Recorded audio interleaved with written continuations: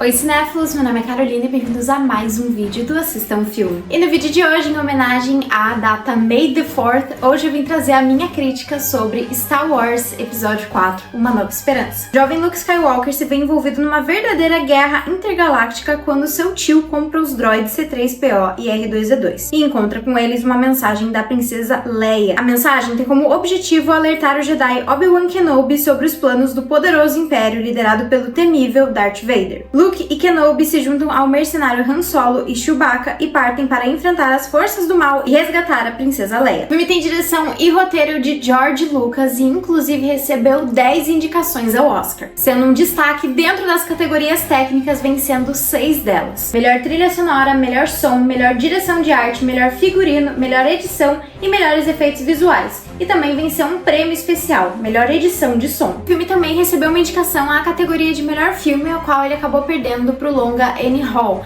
Mas uma coisa que eu acho muito curiosa nesse ano do Oscar é que todos os filmes indicados à categoria de melhor filme, que na época eram A Garota do Adeus, Julia, The Turning Point, Annie Hall e Star Wars, desses 5 filmes, 4 deles eram filmes que falavam sobre relacionamentos e consequências, relacionamentos de amizade, relacionamentos amorosos, e o único que se destacava de todos esses era justamente Star Wars. Star Wars foi um dos divisores de águas dentro do cinema, não só por conta da sua história, mas também por conta do lado técnico do filme. Não é à toa que ele levou 6 Oscars relacionados com essas técnicas, né? Desenvolvendo novas técnicas de efeitos visuais, de som, muito disso por conta da empresa fundada pelo próprio George Lucas, a Industrial Light and Magic, uma das pioneiras de efeitos visuais e computação gráfica, que foi justamente criada pelo George Lucas para os filmes de Star Wars. O longa traz um roteiro que parece simples à primeira vista, mas que vai se desenrolando ao longo de suas trilogias, né? Que hoje já contamos com 3 trilogias e vários filmes separados de personagens, séries e tudo isso para complementar ainda mais a história, se tornando uma das histórias mais intrigantes hoje em dia da história do cinema. Acho que ele funciona muito bem porque ele traz críticas que a gente já viu em outros filmes, mas que são feitas de uma forma completamente diferente, falando aqui sobre guerra, governos autoritários e a importância de se lutar por aquilo que é certo. E aqui em Uma Nova Esperança a gente tem a clássica jornada do herói, e eu arrisco dizer que esse é o meu filme favorito, inspirado aí nessa técnica de roteiro, né? Eu sei que muitas pessoas vão falar sobre Senhor dos Anéis, que é uma história que também, de certa forma, tem uma inspiração ali pra Star Wars, mas eu tenho que falar que Star Wars é a minha grande favorita. Já que aqui, além de se inspirar na jornada do herói do Joseph Campbell, o George Lucas também se inspirou em filmes japoneses, de faroeste, de guerra, em seriados americanos e na própria mitologia. Acho que parte do sucesso de Star Wars vem pelo seu cuidado dentro da produção. Os filmes trazem seu próprio universo que tem leis e personagens extremamente únicos, conseguem com facilidade conquistar a empatia do público e que criam um elo que é duradouro, que dura praticamente toda a franquia. O George Lucas também acerta sem ter muita enrolação no começo do filme, já jogando os espectadores pra dentro ali daquela premissa de tudo que estava acontecendo, e meio que todas as coisas, as pequenas coisinhas de dentro do universo a gente vai pegando conforme a história vai acontecendo. Além disso, o desenvolvimento, motivações e sentimento dos personagens são muito convincentes e em nenhum momento geram uma quebra de continuidade. E não tem como falar de Star Wars sem falar de um dos grandes, se não o maior vilão da história do cinema, o Darth Vader. As roupas completamente pretas, a voz grossa de James Earl Jones, que foi responsável pela voz do personagem, e seu sabre de luz preto compõem esse personagem que seria a personificação do mal. O personagem, inclusive, foi o primeiro criado pelo George Lucas. Criado com o personagem foi tanto que precisaram de 3 atores diferentes para conseguir interpretá-lo.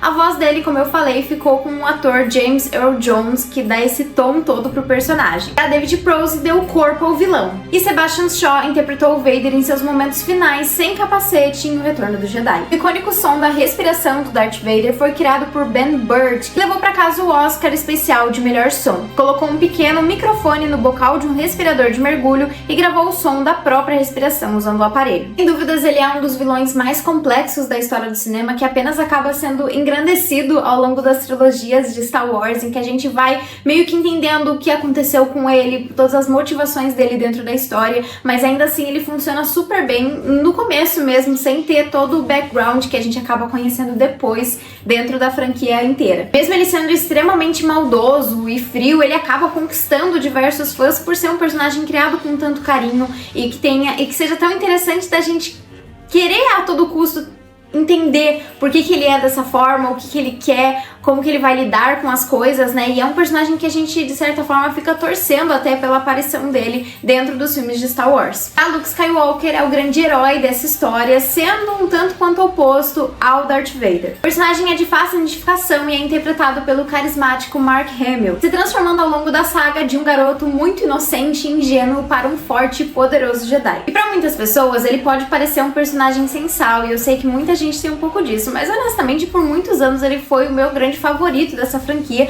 justamente porque eu acho que é muito legal a dedicação dele em querer ser um grande herói e como ele tá disposto a se sacrificar pelos seus amigos e é extremamente leal a eles. E além deles, temos a Princesa Leia, que desde o seu primeiro momento já é mostrada como uma personagem muito forte e determinada, que facilmente já detém a nossa atenção e nossa curiosidade para saber o que ela vai fazer. Carrie Fisher dá a vida a uma mulher corajosa e inteligente, que luta pelo que acredita, algo muito interessante dado a época. Eu acho que Star Wars consegue construir muito bem grande parte das personagens femininas, até por elas serem tão diferentes entre si. E aqui a Leia, eu acho que ela é uma das mais interessantes, porque ela não abre mão em nenhum momento da sua feminilidade e ao mesmo tempo ela tá sempre lutando junto com os outros personagens, sempre nas cenas da ação, sempre também disposta a ter momentos heróicos, a se sacrificar por eles, e ao mesmo tempo ela também se diferencia bastante da Padme e da Rey, o que eu acho interessante. Eu acho que ela é, na verdade, a mistura perfeita entre a Rey e a Padme, tendo seus momentos democráticos, assim, e um lado um tanto quanto político, que a gente vê bastante na Padme,